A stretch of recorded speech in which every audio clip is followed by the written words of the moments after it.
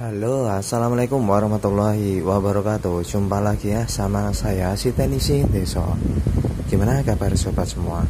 Baik-baik saja ya. Ya, menemani ngabuburit ini, kali ini saya akan bongkar di HP Android rongsokan ya. Jadi sebetulnya saya banyak sekali stok untuk HP rongsokan, khususnya di Android. Nah, ini ada satu plastik ini Xiaomi semua, banyak guys. Dan ada yang komentar, bang, bahas yang Android rongsokannya. Ya, saya jawab, kalau untuk di Android itu banyak kendala ya, seperti hanya spare part segala macam, dan itu pun belum tentu berhasil. Namun karena banyaknya permintaan yang di komentar, bang, apapun itu coba dibahas lah, entah itu berhasil entah tidak. Jadi ya buat pengetahuan ya. Nah, di sini saya akan coba menuruti ya, bahwasanya di HP rongsokan apa sih yang bisa kita dapat selain kita bisa memperbaiki ataupun mengambil komponen yang masih bagus ya. Nah, untuk hari ini saya akan nyoba rongsokan random aja ya. Saya akan ambil yang random. Wow. Ini HP kena apa ini ya? Seperti ini. Oke, kita akan coba yang ini ya.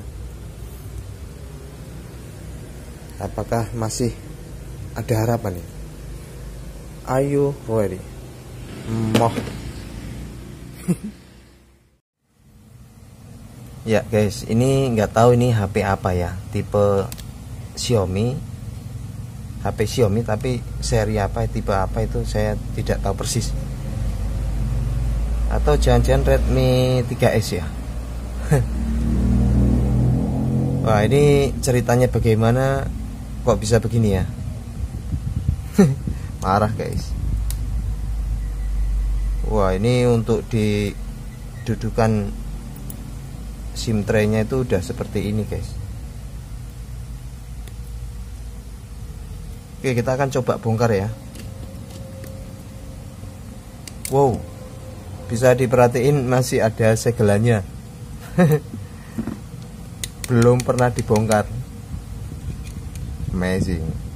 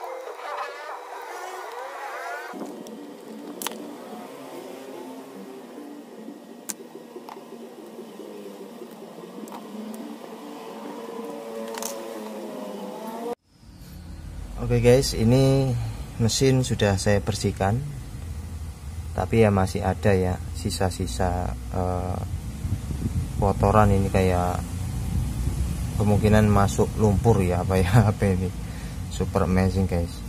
Ya, kita akan coba cek ya mesin itu seperti apa keadaannya. Nah, untuk ngecek kita mesti cari dulu jalur feedbacknya ya. Jadi jalur feedback itu kita cari dari konektor baterai ya. Ini kan konektor baterainya. Nah, ini kita lihat ada 3 titik pin ini ya. Kira-kira yang mana ini jalur feedbacknya, nanti kita cek. Kita bersihkan dulu. Lalu wow, ini masih ada nempel guys. Sudah rapuh, sudah mendarah daging ini anunya nih. Ya, ini patahan dari konektor.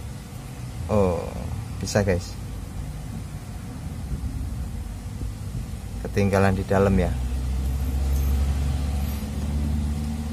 Ini juga lumayan ini, kalau konektor ini bisa diambil buat kanibalan. Nah, ini di tombol switch atau switch on off ya, tombol power tuh ada fleksibel terhubung ke sini. Ini kita bersihkan dulu. Ini ada pin 3 ini atau 4 ini. Karena ini fleksibel tombol powernya nggak ada ya, saya klik ini supaya nanti kita bisa shortkan ya jalur power key-nya. Karena di sini biasanya ada jalur power key.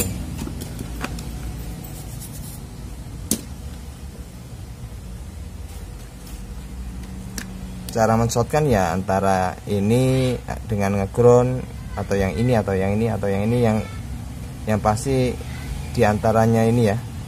Karena kan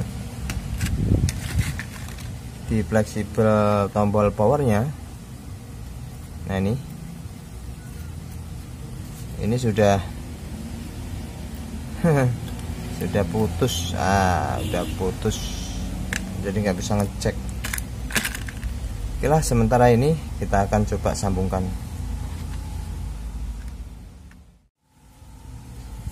Oke, jadi kita akan ngecek kondisi mesin ini ya, apakah konslet ataukah normal arusnya, ataukah gantung, di bagian mana yang rusak kita mesti tahu ya, kita cek dulu. Nah, ngeceknya itu dengan power supply guys. Untuk di power supply biasanya kan ada kabel positif dan negatif. Kalau negatif ya kita nggak perlu repot ya, kita tinggal sambungkan saja di bagian kaleng.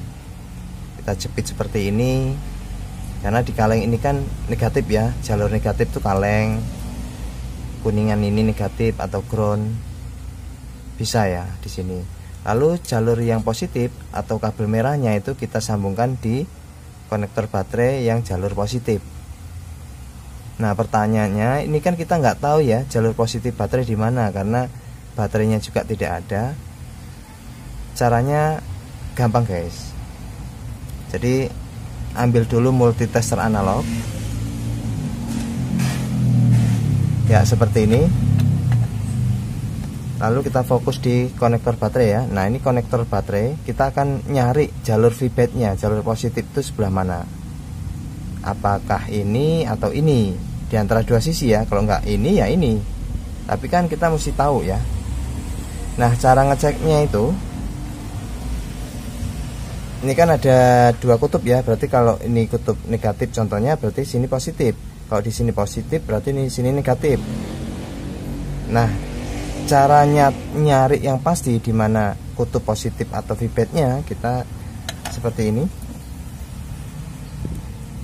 Ini multitester analog ya. Kalau saya tempelkan begini di kaleng, otomatis jarum bergerak. Ini artinya nyambung ya, artinya ngeground. Kaleng ini kan ngeground ya, nyambung. Nah, sekarang kita coba yang sebelah kiri ya. Ini titik yang sebelah kiri ini, kutub yang sebelah kiri ini positif atau negatif. Kita coba sembarang saja. Yang ini yang merah tempelkan di sini, kita tempelkan di sini. Oke, jarum bergerak ya. Artinya ini sama ini itu nyambung. Lalu kita balik, yang hitam juga sama yang di sini, yang tadi ya, dibalik, masih tetap jarum bergerak. Ini artinya berarti nyambung ya antara ini dan ini. Nah, berarti ini dan ini itu sama. Karena ini sifatnya ground, berarti ini ground, berarti ini negatif ya. Kita coba kutub yang satunya, yang sebelah kanan. Ini merah di sini dulu, kita tempelkan di sini. Lihat jarum bergerak. Lalu kita balik, kalau jarum bergerak, oh ini nggak bergerak ya, berarti ini positif ya.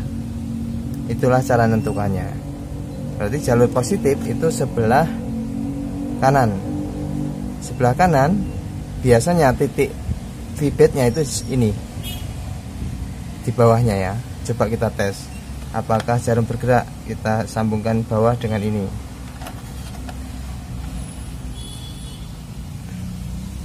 Oh bergerak. Saya balik.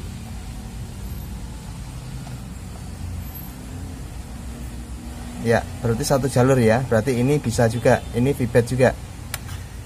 Nah caranya untuk ngetes ke power supply, kita tinggal yang hitam ground dijepit seperti ini. Lalu boleh disolder di bagian sini dengan tambahin timah gulung boleh, ataupun jika males ya seperti ini. Seperti ini. Kita tempelkan di sini. Ini positif, ini negatif, lalu kita tekan tombol power. Nah, kebetulan ini tombol powernya nggak ada ya, switchnya. Jadi nanti kita nyari lagi di mana tombol switchnya. Dengan cara biasanya ada tulisannya di sini power key di sini, tapi ini nggak ada. Caranya ya kita ininya ground, di ground yang satu, yang satunya kita tes salah satunya. Kalau bergerak berarti itulah jalur power key-nya. Oke, kita mulai ya.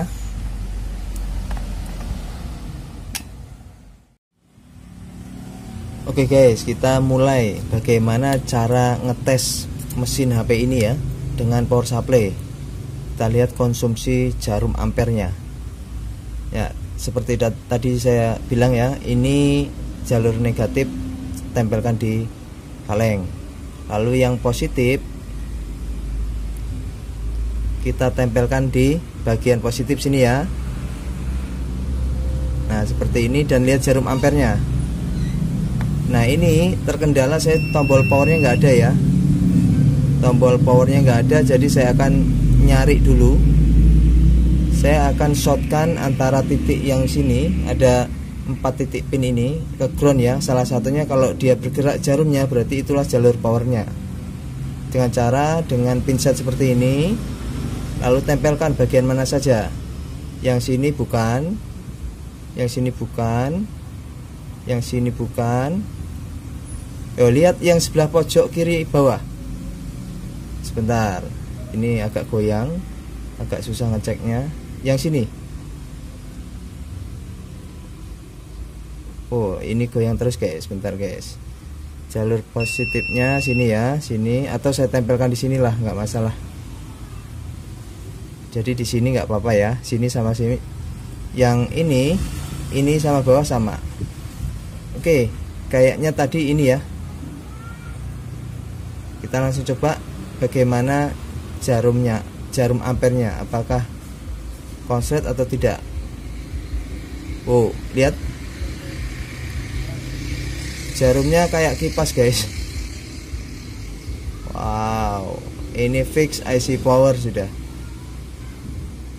Oke, jadi caranya seperti itu ya untuk ngecek mesin di power supply. Nah, ini kayak kipas, berarti fix ini IC power.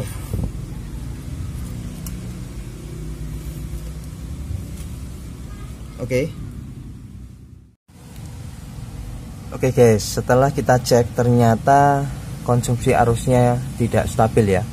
Naik turun, naik turun, naik turun, naik turun, naik turun. Kayak kipas ya.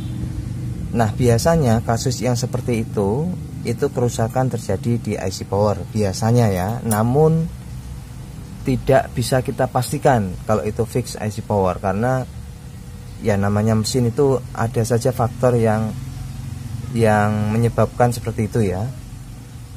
Nah, untuk IC power di Xiaomi apa ya ini, kalau tidak salah mungkin Redmi 3S ya. Kalau kita melihat kondisi seperti ini, di mana letak IC powernya? Ini saya balik untuk melihat lokasi atau tempat IC power berada. Kita pastikan dulu di sebuah PCB modul atau modul PCB ada IC besar itu sebelah mana. Kalau ini kan kecil semua ya. Nah, ternyata di sini nih IC besarnya ada dua ya. Biasanya IC power terletak berdekatan dengan IC yang besar itu. Berarti ini ya yang berdekatan.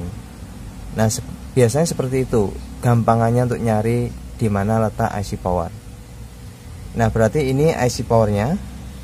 Lalu ini apa nih? Antara CPU dan MMC. Di mana CPU, yang mana CPU, yang mana MMC. Nah, itu kan jadi pertanyaan lagi ya kalau yang nggak tahu. Untuk mengenalinya atau memberikan pasti di mana MMC, di mana CPU, cari IC yang besar yang paling dekatan dengan IC power itu CPU. Di antara dua-duanya ini yang paling dekat dengan ini yang mana? Ini ya. Berarti ini CPU. Dan juga ditandai biasanya ada Qualcomm. Kalau ada tulisan Qualcomm berarti chipset. Berarti ini CPU atau prosesor. Kalau di sini tulisannya Samsung, Toshiba, nah itu lain ya, itu berarti MMC ya. Kalau MMC kan Hynix, Samsung, Toshiba. Gampangannya kalau ada IC besar tulisannya Qualcomm, MediaTek, lalu Spreadtrum, itulah chipset atau CPU. Oke, saya rasa ini tidak worth it kesimpulannya, jadi saya tidak akan perbaiki guys. Banyak modal yang harus ditempuh karena ini bodinya pun modelnya seperti ini, belum LCD nya, belum touchscreen nya.